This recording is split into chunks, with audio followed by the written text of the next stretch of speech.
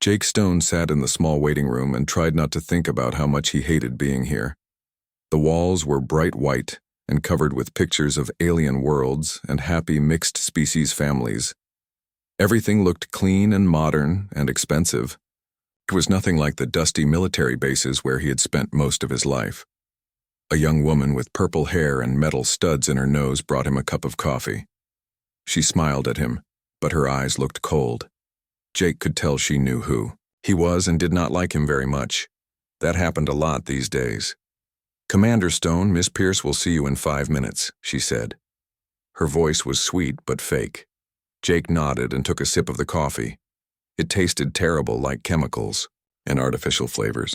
He missed the strong black coffee they used to make on the ships during the war. Real coffee from real beans, not this synthetic stuff that everyone drank now.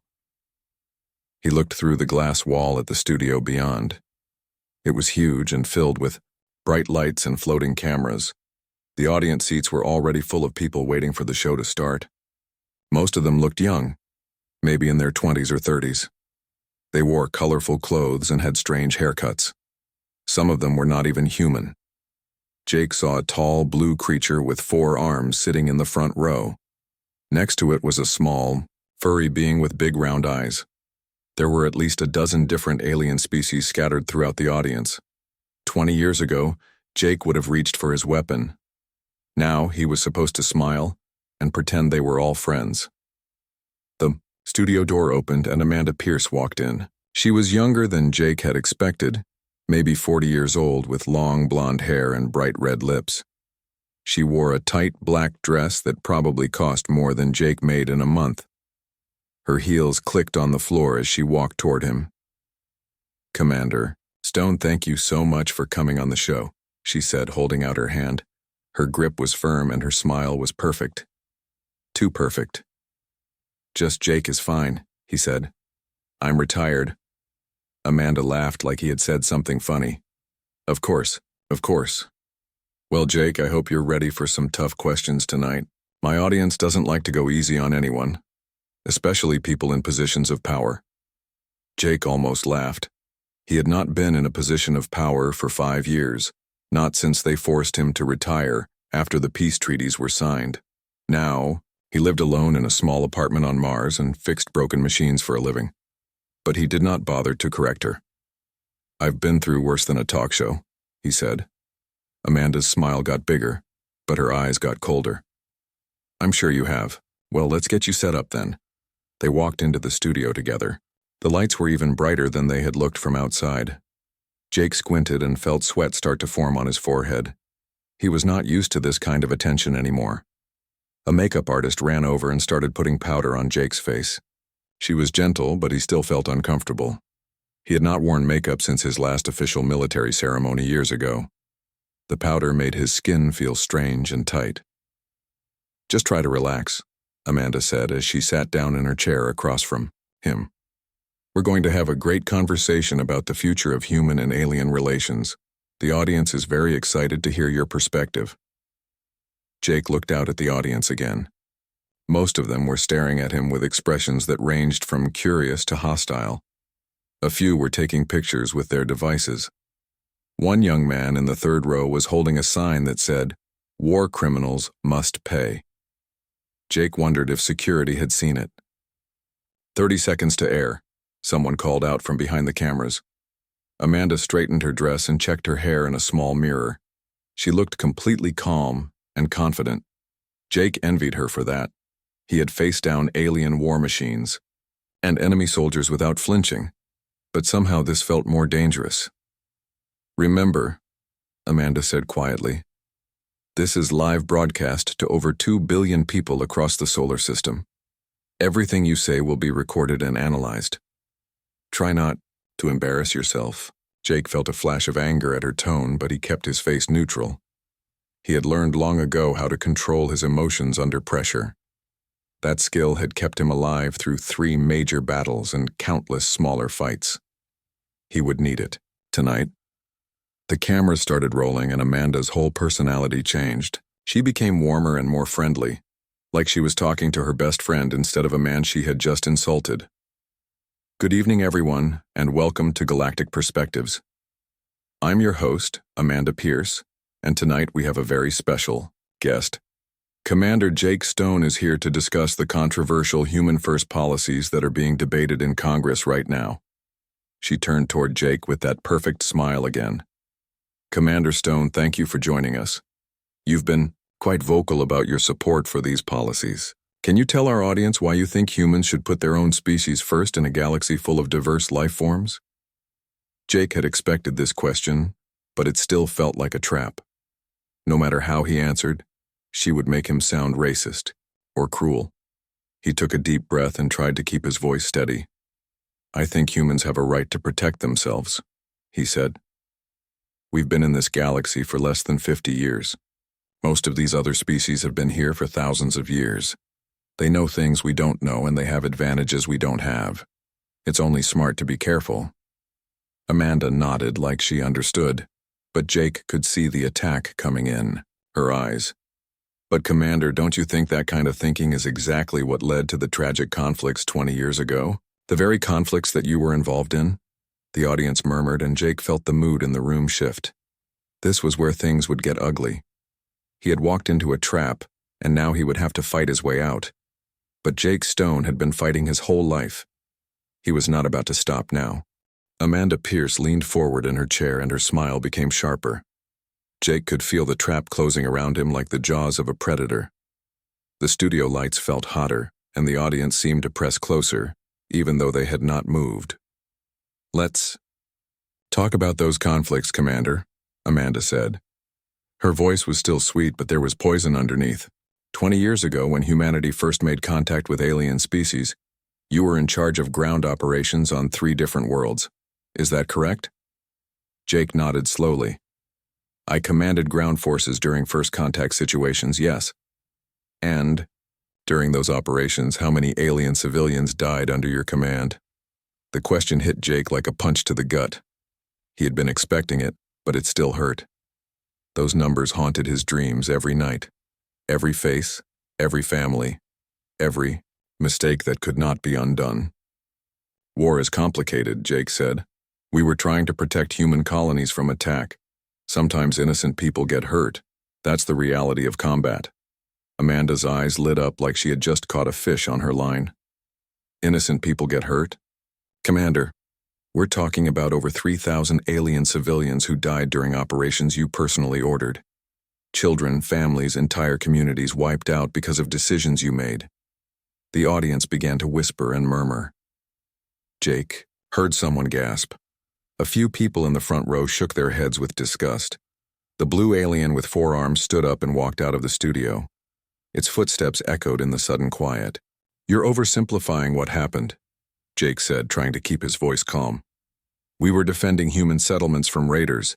The aliens we fought were not civilians. They were armed groups attacking our people. Amanda pulled out a tablet and swiped through some files.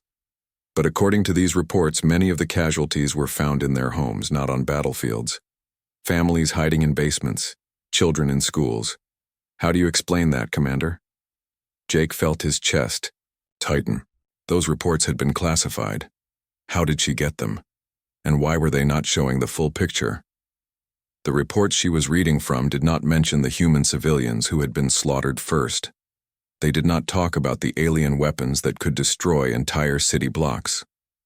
They made it sound like Jake had just decided to kill innocent people for fun. Those reports don't tell the whole story, Jake said. The alien raiders used civilian areas as shields. They put their weapons in schools and hospitals. We had no choice but to respond. No choice? Amanda's voice rose with fake outrage. Commander Stone, you had the choice to show mercy. You had the choice to find another way. Instead, you chose violence. You chose to solve problems with guns and bombs, instead of diplomacy. A young woman in the audience stood up and shouted, "How many children did you kill?" Others began to join in. "Murderer!" someone yelled. "War criminal!" came from the back row.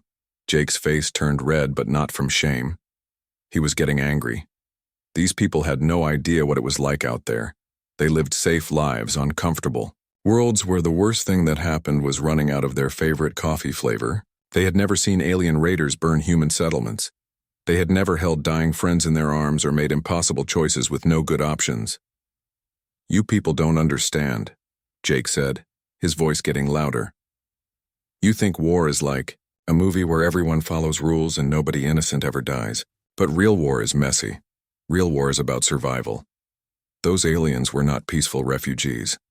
They were killers who wanted to wipe out every human in the galaxy." Amanda smiled like a cat playing with a mouse. "But Commander, that's exactly the kind of thinking that led to these tragedies.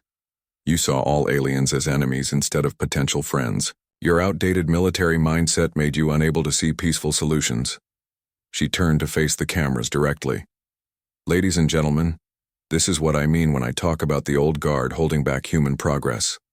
Men like Commander Stone represent humanity's barbaric past. They think violence is the answer to every problem. They can't adapt to our new reality where humans and aliens can live together in peace." The audience erupted in applause. People were nodding and cheering. Some held up signs that said, "Peace not war," and "Evolve beyond violence." Jake felt like he was surrounded by enemies who spoke his own language but lived in a completely different world. "I'm not barbaric," Jake said, but his voice was almost lost in the noise. "I'm a realist. I know what these aliens are capable of because I've fought them. You people have no idea what's really out there." Amanda raised her hand, and the audience got quiet again. "Commander, don't you think it's time for veterans like you to step aside and let a new generation lead? A generation that understands cooperation instead of conquest?" Jake stared at her for a long moment. Everything about this woman made him sick. Her perfect hair, her expensive clothes, her complete ignorance about the real world. She lived in a bubble where everyone was nice and problems could be solved with hugs and good intentions. "Maybe you're right," Jake said finally. "Maybe I am too old for this new world you're building. Maybe men like me should just disappear so you can have your perfect society." Amanda's smile got even bigger. "I'm glad you can admit that, Commander. It takes wisdom to recognize when your time has passed." But Jake was not done talking. "But I have one question for you, Miss Pierce. When your perfect alien friends decide they don't want to share the galaxy with humans anymore, who are you going to call? When they come for your comfortable studio and your safe little world, who's going to protect you?" Amanda laughed and waved her hand like she was brushing away a fly. "Commander, that kind of paranoid thinking is exactly why humanity needs to move beyond people like you. We're building a future based on trust and cooperation, not fear and violence." The show cut to commercial and Amanda immediately dropped her friendly act. She looked at Jake with pure contempt. "You're embarrassing yourself, old man," she said quietly. "Just sit there and try not to make it worse." Jake said nothing, but his hands clenched into fists. This was not over. Not by a long shot.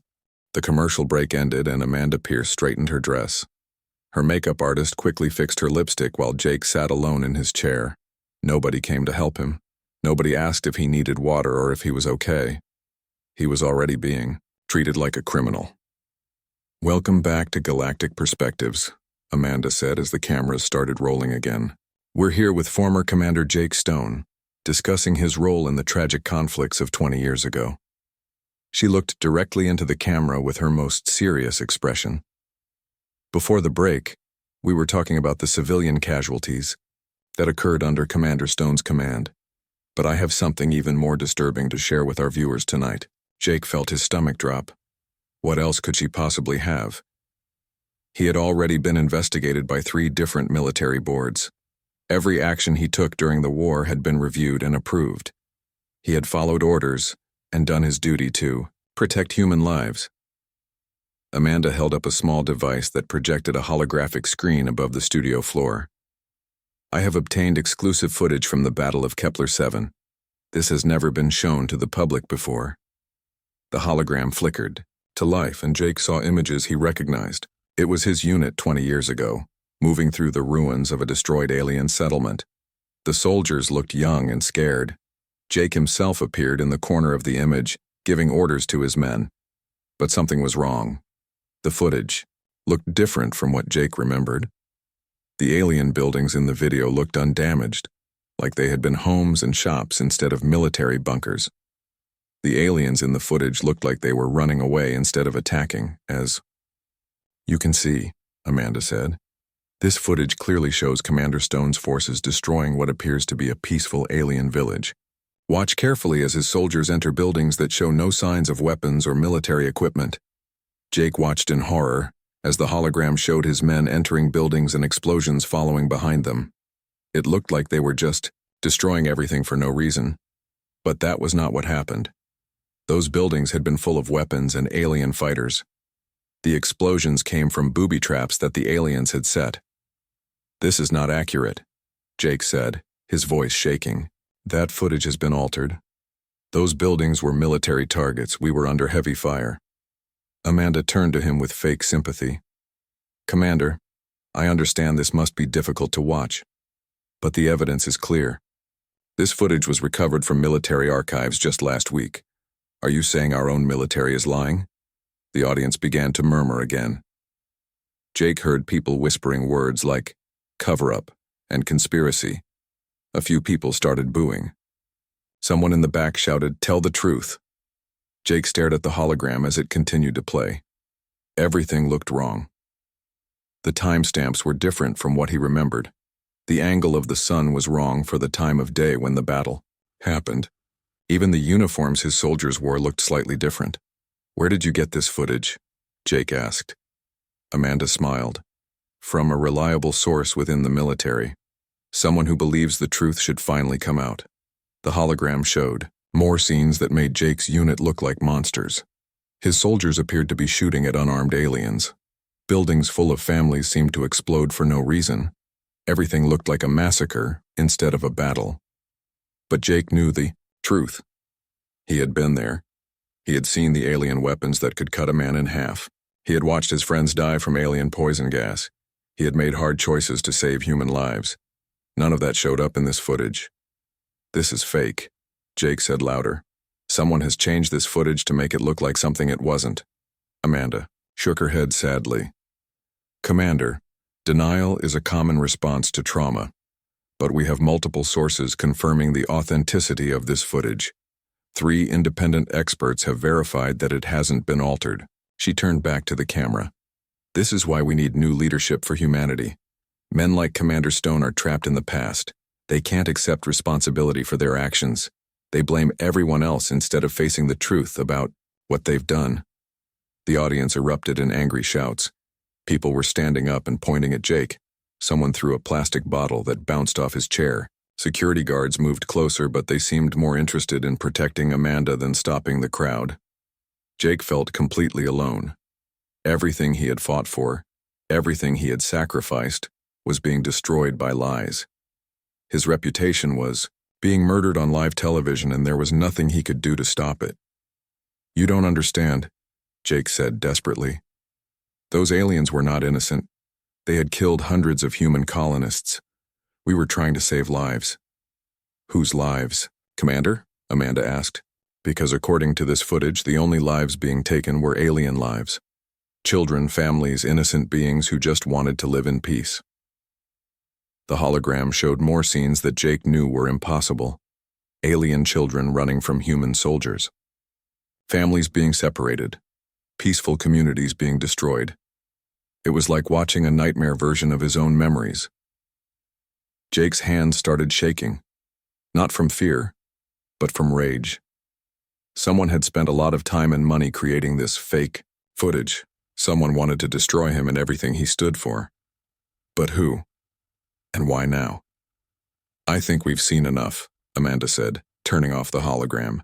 "Commander Stone, how do you feel knowing that billions of people across the galaxy have now seen the truth about your actions?"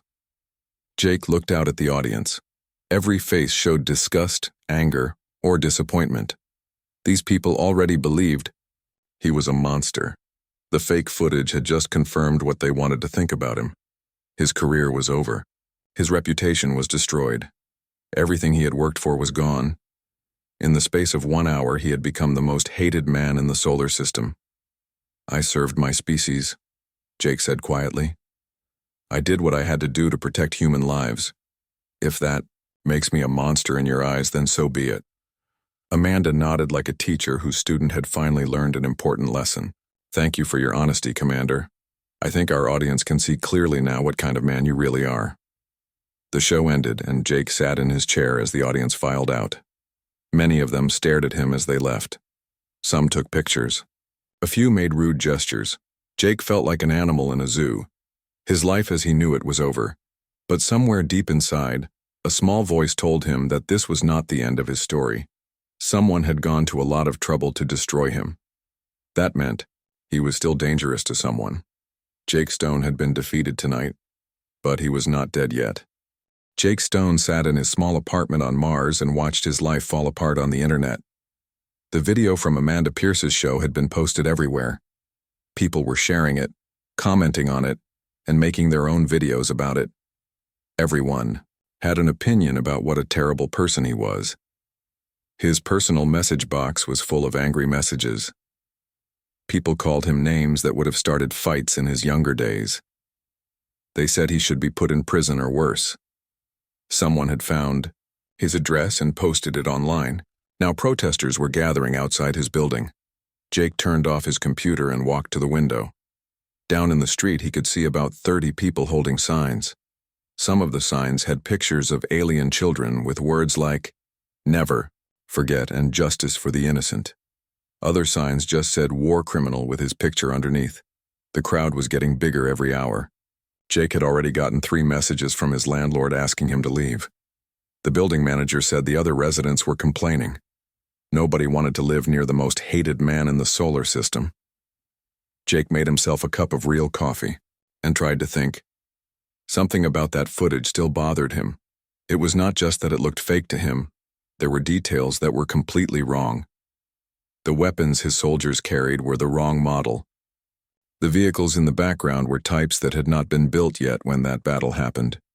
But who would go to all that trouble to fake footage from 20 years ago? And why now?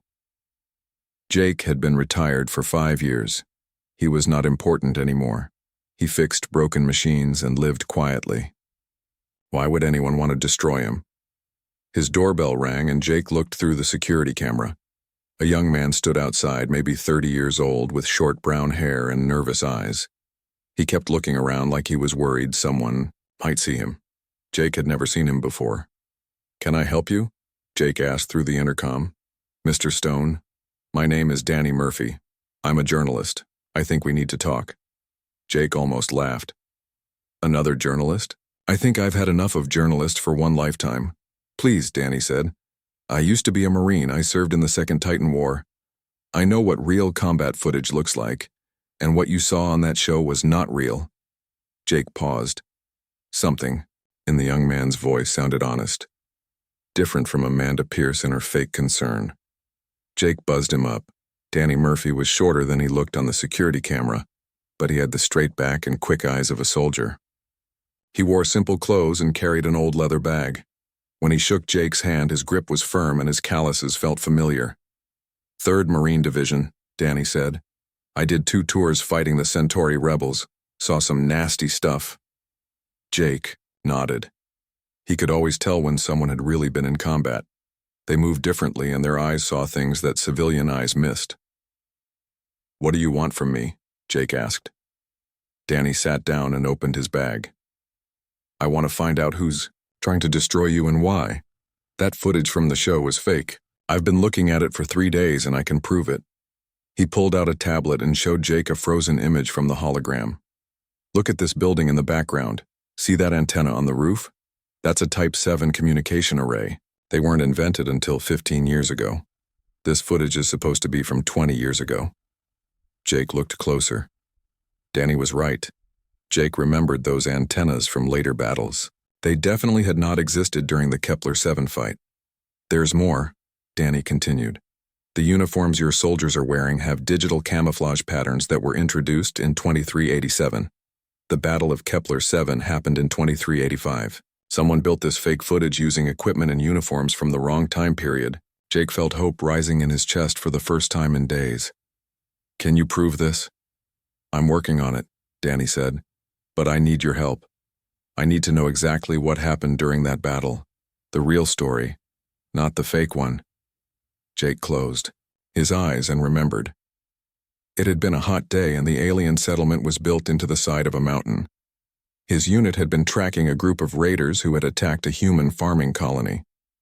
The raiders had killed 43 people, including children. The aliens we fought were not civilians, Jake said.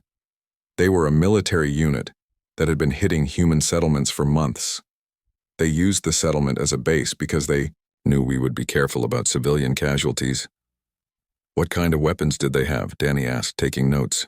Energy rifles that could punch through our body armor. Some kind of gas weapon that made our people sick.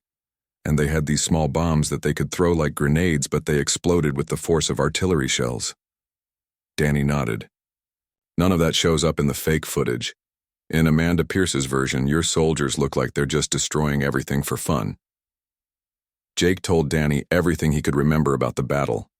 How his men had tried to avoid civilian areas, how the aliens had set traps in schools and hospitals, how every building they entered had been booby-trapped or full of enemy fighters. We saved over 300 human colonists that day, Jake said.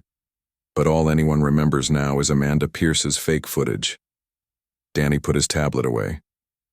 Someone spent a lot of money making that footage. This isn't just some angry activist with a computer. This is professional work. Military-grade fake footage costs millions of dollars to produce. But who would do that? Jake asked. And why? That's what I'm going to find out, Danny said.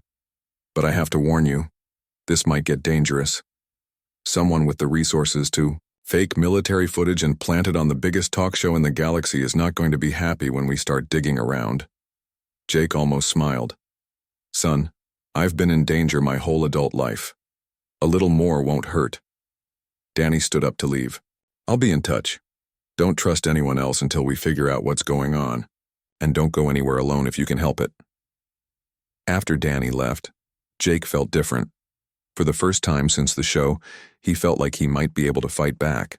Someone was trying to destroy him, but they had made mistakes. And Jake Stone had built his entire military career on finding enemy mistakes and using them. His message system chimed with a new alert. Jake opened it, expecting another angry message from a stranger. Instead, he found something that made his blood run cold. The message was short and unsigned. It said, "Stop digging or the next footage will show you killing human children." Someone was watching him. Someone knew about Danny Murphy's visit, and they were not afraid to make threats. Jake deleted the message and checked his weapon. He might be retired, but he was still a soldier. And soldiers never stopped fighting when their backs were against the wall. The real war was about to begin. Jake Stone did not sleep that night. He sat by his window with his old service pistol on the table beside him, watching the street below. The protesters had gone home, but he could see unmarked vehicles parked in the shadows. Someone was definitely watching him. At dawn, his doorbell rang again. Jake checked the security camera and saw a woman he had not seen in 10 years. Colonel Lisa Hayes stood outside wearing civilian clothes, but her military bearing was unmistakable. She had been one of his best officers during the war, and one of the few people who had stayed loyal to him afterward. "Lisa," Jake said as he opened the door. "What are you doing here?" "Cleaning up a mess," she said, walking past him into the apartment. "We need to talk." Lisa Hayes was 50 years old with gray hair and sharp green eyes. She had scars on her hands from an alien weapon explosion and walked with a slight limp from a battlefield injury. But she was still one of the toughest soldiers Jake had ever known. "I saw the show," she said. "That footage was fake and we both know it." Jake poured 2 cups of coffee and sat down across from her. "How can you be sure?" Lisa pulled out a thick folder and spread papers across Jake's kitchen table. "Because I've been investigating this for 6 months, ever since strange things started happening to other veterans from our unit." Jake looked at the papers. They were reports about men he had served with, good soldiers who had fought bravely during the war. According to the reports, 3 of them had died in accidents over the past year. 2 more had been arrested on fake charges. 1 had disappeared completely. "Someone is hunting our people," Lisa said, "taking them out one by one. You're just the biggest target." "But why?" Jake asked. "The war ended 20 years ago. We're all retired. We're not a threat to anyone. Lisa pointed to a photograph in the folder. It showed an alien that Jake recognized. Tall and thin with blue skin and 4 arms. Its face was covered by a breathing mask, but Jake knew those yellow eyes. Commander Zex of the Zephyrian Collective, Lisa said. Remember him? Jake remembered. Zex had been the alien leader they fought against during the final battle of the war. He was smart, ruthless, and completely dedicated to destroying humanity. Jake's forces had defeated him, but Zex had escaped before they could capture him. He's supposed to be dead, Jake said. That's what everyone thinks. But he's been alive this whole time, building a network of supporters and planning his revenge. The peace treaties gave him cover to work inside human space. Lisa showed Jake more papers, financial records, communication logs, and surveillance photos. Zex has been secretly funding human politicians and media figures for years. People like Amanda Pierce take his money and do what he tells them. Jake stared at a bank statement that showed Amanda Pierce receiving regular payments from something called the Galactic Peace Foundation. The amounts were huge, enough to buy a luxury spaceship every month. She's working for them, Jake said. Either that or she's too stupid to know where her money comes from, Lisa replied. But it gets worse. We found evidence that Zex is planning something big, an attack on human colonies that will make the old war look like a training exercise. When? Soon, within the next few months. But first he needs to destroy human military leadership. Make sure we can't respond effectively when he strikes. Jake understood now. That's why he's targeting veterans. He wants to discredit anyone who knows how to fight him. Lisa nodded. The fake footage was just the beginning. He's going to release more lies about other commanders. Make the public think all human military leaders are war criminals. When his attack comes, there will be no one left with the experience to stop him. Jake's door chimed with an incoming message. He opened it and found another unsigned note. Last warning. Stop or everyone you care about will suffer. Lisa read the message, over his shoulder. They're getting nervous. That means we're close to something important. She pulled out a small device that looked like a communication unit. Danny Murphy contacted me yesterday, the journalist who came to see you. He found something big. The device projected Danny's image into the room. He looked tired and scared, but his voice was steady. Colonel Hayes, I traced the source of the fake footage. It came from a production company called Stellar Media Solutions. They specialize in creating realistic battle simulations for military training. Jake and Lisa looked at each other. A company that made fake battle footage would have all the equipment and skills needed to create the lies about Jake. Danny's image continued. But here's the interesting part. Stellar Media Solutions is owned by a shell company. And that shell company gets its funding from the Galactic Peace Foundation, the same group that pays Amanda Pierce. How deep does this go? Lisa asked. Deep, Danny's image replied. I found at least 12 human media companies that take money from alien sources, plus 8 politicians and 3 military contractors. Someone has been buying influence in human space for years. Jake felt sick. How many people are working for them? Most of them probably don't know, Danny said. They just think they're getting money from peace activists, but the results are the same. Human defenses are being weakened from the inside. Lisa turned off the device. We have enough evidence to expose the whole conspiracy, but we need to be careful about how we do it. If we move too fast, they'll just disappear and start over somewhere else. What do you suggest? Jake asked. We give them what they want. We make them think they've won. Meanwhile, we gather more evidence and prepare for their real attack. Jake did not like the idea of staying quiet while lies were told about him, but he understood the strategy. Sometimes you had to let the enemy think they were winning so you could discover their true plans. There's one more thing, Lisa said. I've been in contact with other veteran groups across human space. Word is spreading about what's really happening. A lot of old soldiers are coming out of retirement. We're building our own network. She handed Jake a list of names. Men and women he had served with over the years. Good people who knew how to fight and would not give up easily. When this is over, Lisa said, Zex is going to learn that he made a big mistake. He thought destroying a few reputations would make humans weak. Instead, he's just reminded us why we need to stick together. Jake looked at the list and smiled for the first time in days. These were his people, veterans who had bled for humanity and would do it again if necessary. Amanda Pierce and her fake footage could not touch what really mattered. "When do we start?" Jake asked. "We already have," Lisa replied. "The war never really ended, Jake. It just went underground. But now it's time to bring it back into the light." Outside, Jake could hear vehicles starting up and driving away.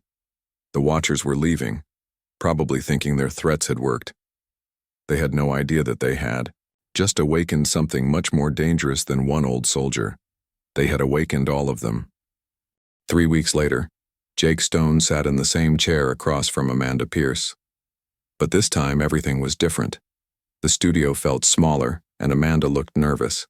Her perfect smile seemed forced, and her hands shook slightly as she shuffled her notes. "Welcome back to Galactic Perspectives," Amanda said, her voice not quite as confident as before. "Tonight we have a very special return guest. Former Commander Jake Stone has requested to come back on the show to respond to some recent developments." Jake looked completely calm. He wore his old military dress uniform with all his medals and ribbons. His gray hair was neatly cut and his eyes were sharp and focused. He looked like what he was, a professional soldier who had come to do a job. "Thank you for having me back, Amanda," Jake said. His voice was steady and polite. "I have some things I'd like to share with your audience." Amanda tried to regain control of the interview. "Commander, since our last show, there has been a lot of discussion about your military record. Do you have anything new to say about the civilian casualties during your service?" "I do," Jake said. "But first, I'd like to show your viewers something interesting."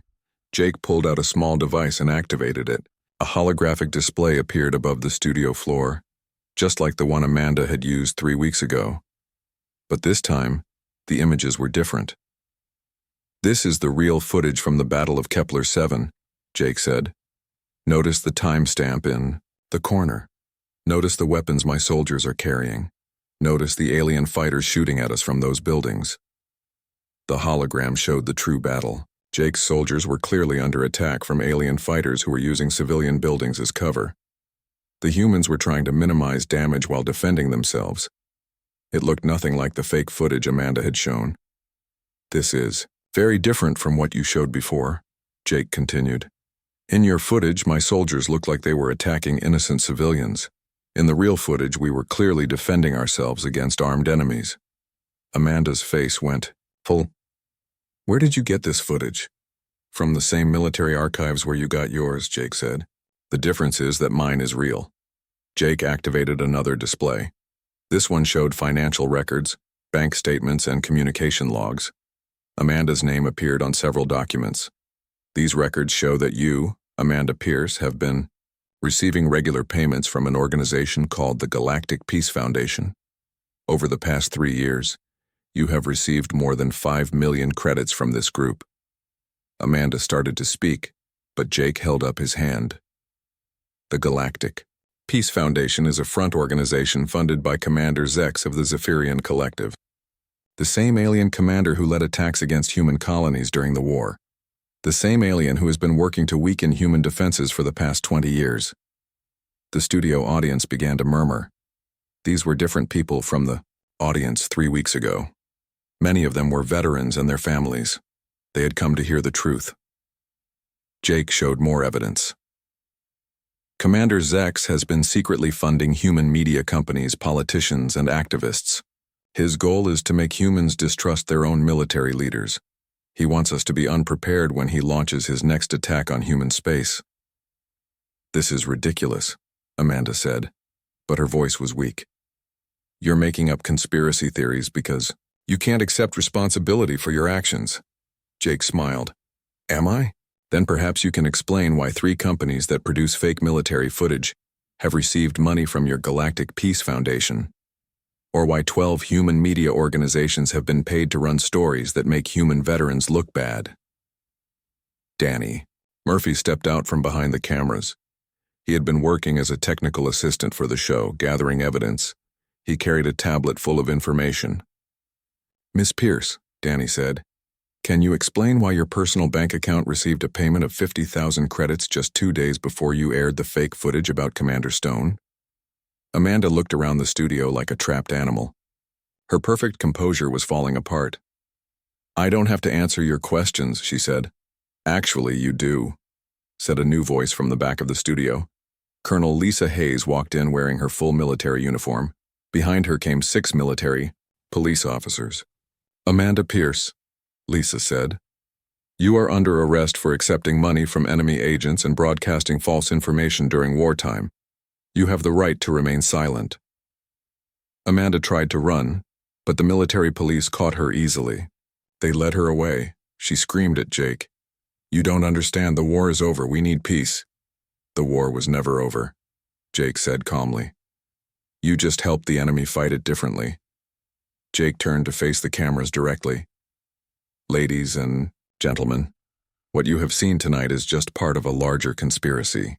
For 20 years, alien agents have been working inside human space to weaken our defenses and turn us against each other. He showed more evidence on the holographic displays. We have identified over 200 humans who have been taking money from alien sources. Most of them did not know they were being used, but the results are the same. Our unity has been damaged, and our military readiness has been reduced. Jake's voice became stronger. But I have good news. Human veterans across the galaxy have been working together to expose this conspiracy. We have identified the alien agents and their human allies. We have found their secret bases and their attack plans, and we are ready to defend our species once again. The studio audience erupted in cheers.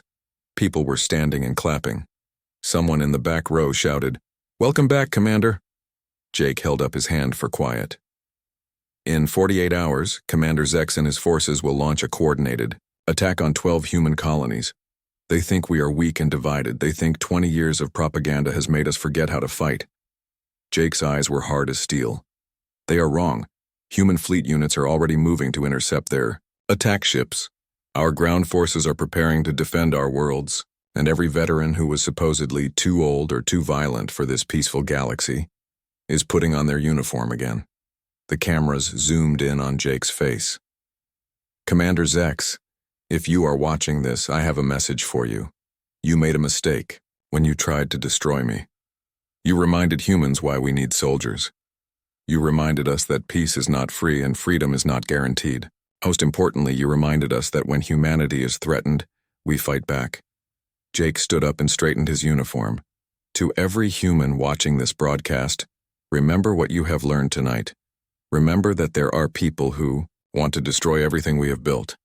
Remember that freedom requires vigilance and peace requires strength. The show ended, but Jake's words continued to spread across human space. Within hours, the footage was being shared on every communication network. Humans who had been divided by propaganda began to unite again. Veterans who had been dismissed as relics became heroes once more. When Commander Zex's attack came 2 days later, he found humanity ready and waiting. The battle was fierce but short. 20 years of preparation met 20 years of experience, and experience won. Jake Stone had been humiliated on live television, but his comeback had saved his entire species. Sometimes the old ways were the best ways after all.